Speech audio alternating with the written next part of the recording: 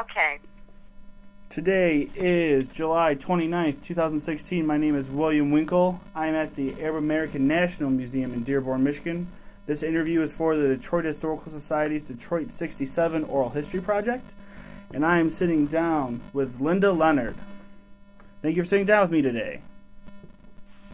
I'm sorry, I didn't hear that. I said thank you for sitting down with me today. Oh, you're welcome. Can you please tell me where and when were you born? I was born May 25th, 1942, Where? in Waltham, Massachusetts. How did you first come into the city of Detroit? My husband was getting his PhD at Wayne State University, and we had been living in Ann Arbor, Michigan, where he was getting his master's. So we moved into Detroit on Schaefer Avenue on the Dearborn-Detroit line. I'm trying to think of the year, but anyway, it was probably about 1966, I guess. 66 or just on 67. And I became a buyer for the J.L. Hudson Company in downtown Detroit. What was your first impression of the city of Detroit?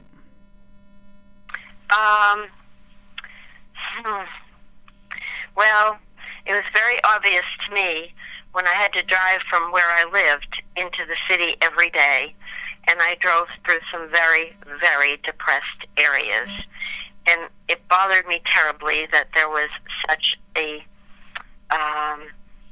what's the word I want, discrepancy between those that lived in Grosse Pointe and all those beautiful areas and these very depressed areas of Detroit. Somehow it didn't seem right to me. Driving through the city, did you sense any tension in 66? Did I what? I'm sorry. No, not to worry. Did you sense any tension in the city?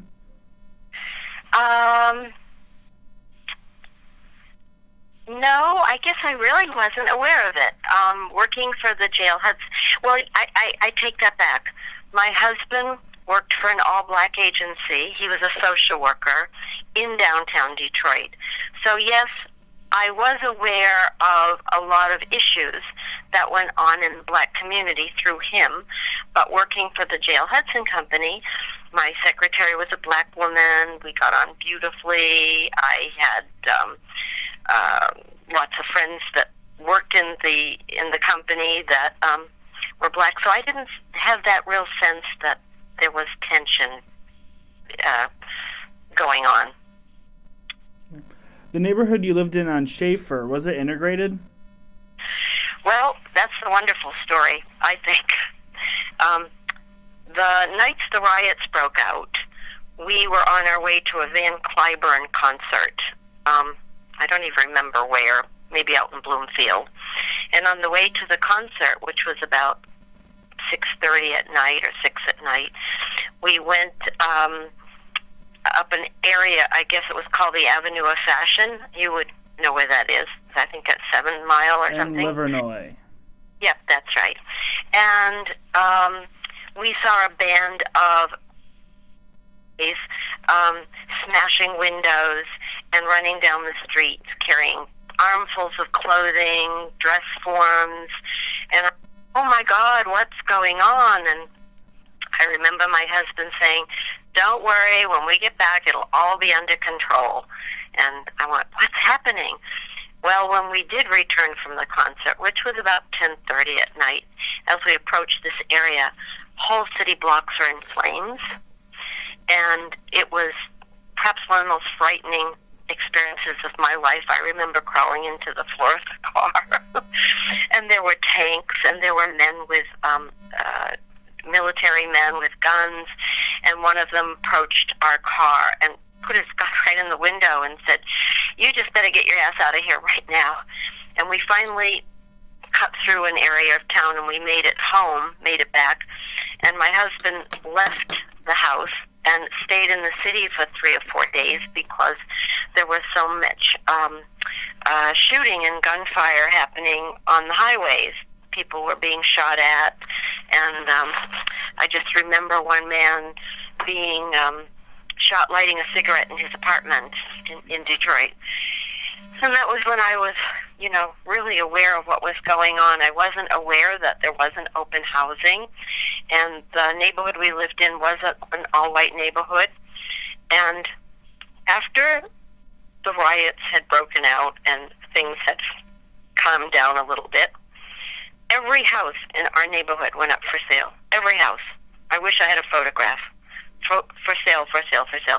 We lived in a row of townhouses, and the people that owned those townhouses, apparently originally built by Ford Motor Company for executives or something. They were cute little white, and we were all attached with little black shutters. And we were renting, and they put them up for sale for $16,000, and it included new carpet and everything. And I said to my husband, we're staying. And there were probably 15 units, I'm guessing about 15 units.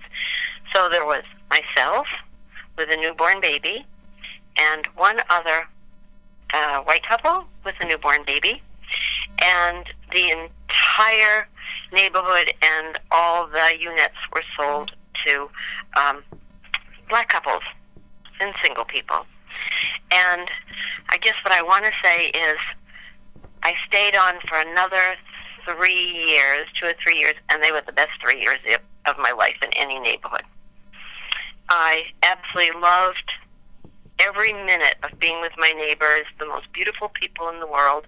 And my babysitters were black. My dearest neighbors next door, Wiley and Viola, always had the baby. But one of the nicest stories, too, I think, is that my father, who I always call the original Archie Bunker, came to Detroit with my mom to see the new baby. And I invited all my neighbors over for a little party and to meet my parents. And that night, my father sat in the living room talking to Wiley till about 11 at night. And when everybody left, I looked over at my father, who had tears rolling down his cheeks. Now, my father had really never met or had a friendship with a black man. And I walked over and said, Dad, are you okay? And he just looked at me and he was choked up and he said, may God forgive me for anything bad I ever said about a black man, because tonight I met one of the finest men I've ever met in my life. And I never forgot that. And the rest of the story is I ended up moving to Australia, and my neighbors came to visit me. And I just thought it was wonderful, and I still treasure, although I don't have any friends there anymore. It's been years and years since I've been back. I just remember Detroit. Oh, and I guess I do want to go back and say, when the Tigers won the pennant, I remember that as a real healing for the city. Everyone was so happy. I mean, we were throwing paper out the windows. I mean, the city was just crazy. And everyone was hugging one another. It didn't matter what color you were, what religion you were, nothing. It just brought everyone together. And I felt that was a real healing point for the city. And I can't think of anything else to tell you. Just a couple of quick follow-up questions. Yep. Did you hear about what was going on before you and your husband drove through 7 Mile in Livernois? Or is that when you first saw? Oh, I do backtrack that. I think in the afternoon on the radio, there was something about something was happening somewhere, but it wasn't near where we were, and we didn't pay a lot of attention to it. Okay. And why were you so quick to want to remain in the city? I understood what it was about. I guess I'm sad what happened, but I felt they had a right to rise up. And it worked. Given that, what do you call what happened? Do you refer to it as a riot, or do you refer to it as a rebellion or uprising? A rebellion. a rebellion. And you just based that on your previous comment where you felt that the inequality was just so great? Was so great. Yeah. Ask that question again, please. Oh, do you refer to it as a rebellion because the inequality across the city was great?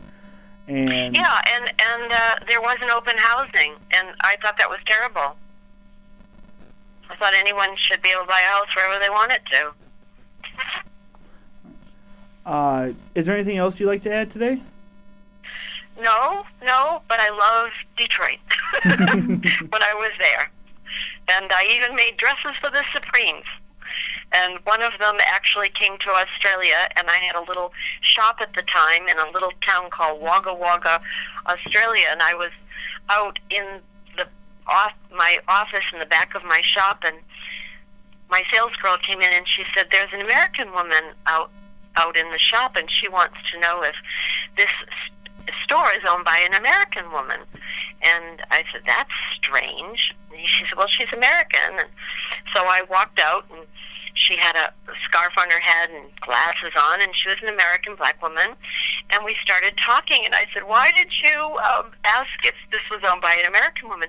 She said, "Well, it reminded me a lot of a store I loved in Detroit."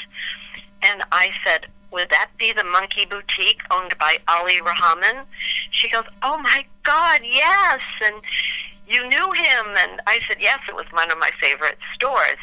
And he was a crazy, wonderful guy, and had a turban and wore a pendant around his neck with a big glass eye in the middle of it.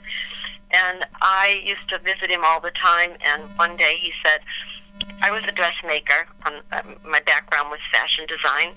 And he said, "I've got a small new singing group, and they're looking for some dresses, but they don't have a lot of money."